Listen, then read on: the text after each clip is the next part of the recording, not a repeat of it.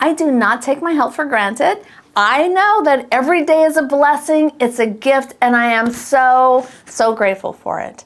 I am also absolutely determined that I am going to do everything in my power so that my remaining days are as healthy as possible. I don't care how long I live. I'm not one of those people out there trying to live forever. I mean, I know I can walk out the door right now and get hit by a car, but until that day happens, I want to live as healthy as possible. I want to be able to do all the things I love to the very end. So first of all, let me give you just a little background on who I am. In case you don't know me, I'm Carolyn. I am 60 years old, and I've always really been physical. I love exercising. I have been health conscious as far as what I eat. But when I turned 50, and things started to change, things that I had no power over, that's when I dug my heels in. And I'm like, no, I am going to fight back. And I took advantage of the world we live in. There's so much information at our fingertips. And I dive in every day, researching, listening, studying what is the greatest thing they have come out with that is going to help us be healthier. I want to avoid Alzheimer's as much as possible. I watched both my parents go through that, and now I'm watching my father-in-law. I don't want that for myself. I want to avoid diseases that I can avoid. I just want to be healthy so I can enjoy this incredible, fabulous stage of my life. And anything that is within reason and seems possible for me to do, I will give it a try. If it helps me, I continue to do it. And if it doesn't, I gave it a try. Some of these hacks I have been doing for like over 20 years, and some of them are very new. But I only continue to do things that I know are beneficial to me and I can see a difference. So I have narrowed down 5. Some of them might sound cuckoo to you. My husband would agree with you. But I do them because they make me feel amazing and I can see the benefits in them. So let me tell you what they are. Let's start with my number 1 hack. It is what I do first thing in the morning before I even get out of bed. As soon as my eyes pop open, I grab my phone and it's on YouTube, Wim Hof. It's a 10-minute breathing session. I feel so good after I do it. This I have only been doing for a year, but I never miss. I just feel so good after I've done this that I just don't care if I'm late for something or whatever. I take those 10 minutes and I do this breathing session. He walks you through it. He tells you when to breathe in, when to breathe out, how to hold your breath, how to bring it back. I mean, if you're interested in breath work, this is a good one. I think it's a really good one. I can leave the link below if you want to give it a try. So some of the things that I have read that are benefits of breath work are depression. It really helps bring down anxiety.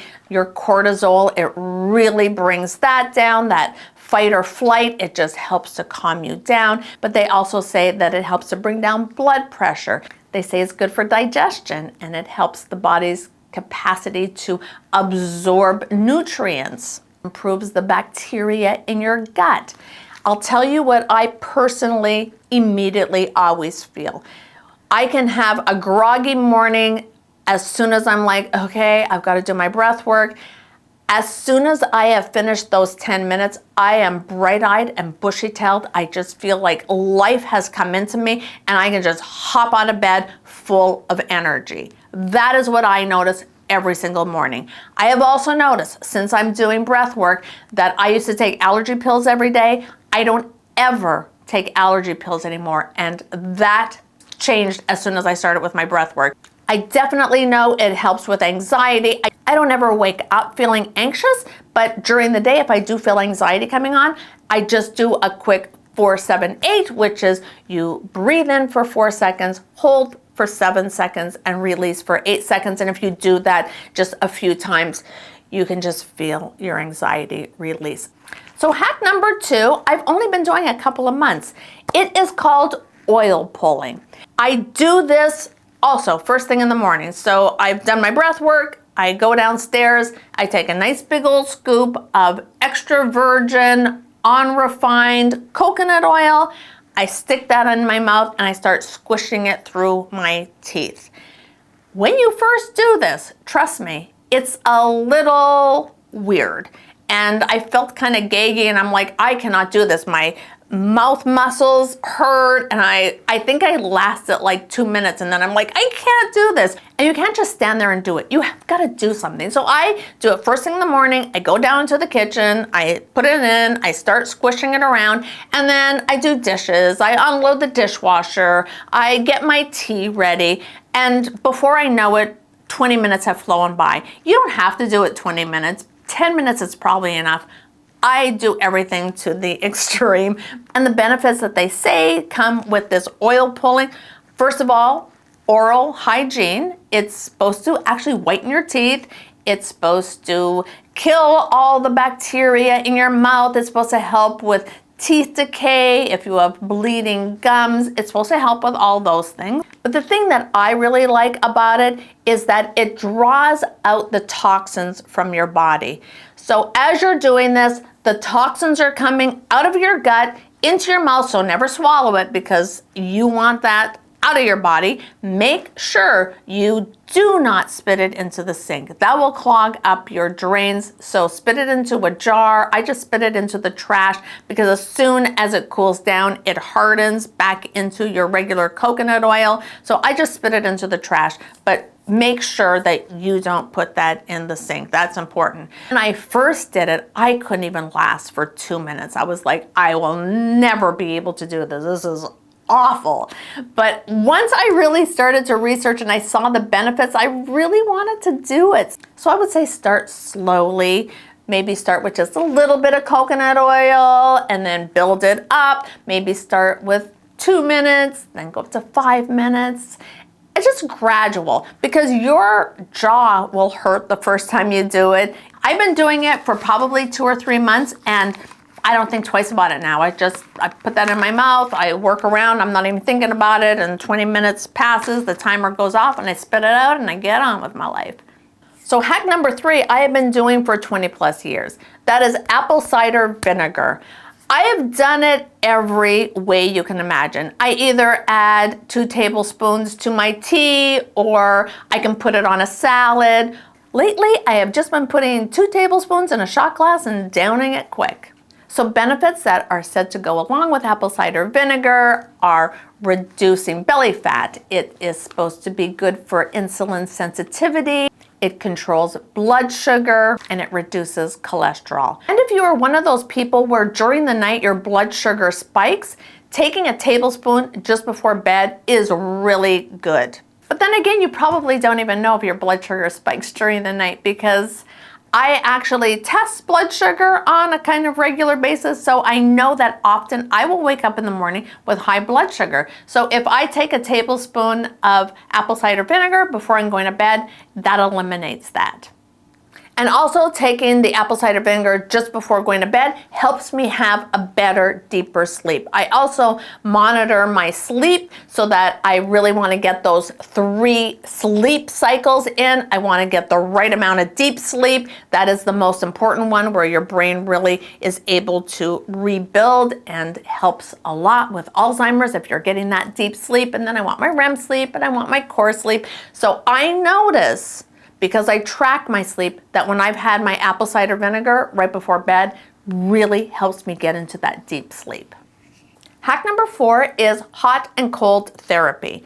The reason that is so good is because we have become a society that doesn't ever put ourselves in uncomfortable situations. If we're hot, we turn on the air conditioning. If we're cold, we turn on the heat. If it's hot out, we don't go out. If it's too cold, we bundle up. Our body never gets to experience extreme temperatures. So I first started with cold plunging. That was where I started. And I am obsessed. You get out of a cold plunge and you could take on the world. I think I have a whole video on it. If not, I have a short. I'll link it if you're at all interested. But just getting yourself in there, mind over matter, you're only in there for 3 to 6 minutes. It's not a long time. You can do anything for 3 minutes, trust me. So if you can force yourself to do this and just tell yourself, it's gonna be over soon. When you get out, oh my gosh, the energy you have, the mindset, you're just impossible to be in a bad mood after a cold plunge. So after falling in love with cold plunging, I thought I should incorporate hot therapy as well. So I would just fill up my bathtub with water, make it as hot as I could stand it, put my timer on for 20 minutes and just stay in there for 20 minutes and then go into the cold plunge. I will say that staying in that hot bath for 20 minutes was so much harder than just a quick 3-minute plunge into a cold plunge. I don't have a cold plunge either. So what I do is I have a spare bathroom with a bathtub that nobody uses. So I fill that up with water and I keep it in there for a few days because I'm only in there for 3 minutes. I'm clean. So every day I put a bucket of ice into that bathtub and get in there when the ice is melted and stay in there for 3 minutes, and that's my cold plunge. So neither of those things really cost any money, but now I do have a sauna. About a month ago, we got a sauna, an infrared sauna. Oh, wow. I do not have enough words for it. If you can get it into your budget, there are so many health benefits with infrared saunas. And I was a little reluctant to put that much money into it if it was just for me. So I told my husband, you have to do it. Even if it's just like 2 or 3 times a week, you need to get into that sauna because there's so many benefits and I want you in there. He does it every day. And he's not one who will give in very quickly to admitting that something is good. And he says he feels so good after. So it might actually be something that you might want to look into because I know they have them at all different price points. So maybe that's something you research. And then hack number 5 is something I already mentioned, that I track my sleep. And the reason that that is important is because you can see the next morning what you ate that influence your sleep. So it really helps to motivate me to avoid things. 2 of the top things that will absolutely ruin a good night's sleep are alcohol and sugar. So if I consume either of those and then the next morning I see how it messed up my sleep, I'm telling you, that's a big motivator to say, no thank you, I think I will pass on both those things. So I track my sleep on my Apple Watch. Of course, it's not 100% accurate, but it gives me a good idea and I can really see that I'm getting those 3 stages and the right amount of each. And feel free to ask me any questions on any of these hacks if any of them happen to pique your interest. I can give you my personal experience with each of them, but there's so much research out there that you can definitely do all your research. But if you want to know someone's personal experience, I would be happy to share that with you. Thanks so much, you guys, for hanging out with me today. If you have not yet subscribed, don't forget to do that because you know we got the coolest older gals gang in town right here. Every Wednesday and Saturday we hang out. Girl time, girl talk, whoop whoop. Anyways, you know I love you guys so much, and I don't know, I just really appreciate that you hang out with me. So have an amazing, fabulous day. Love you guys so much. Bye.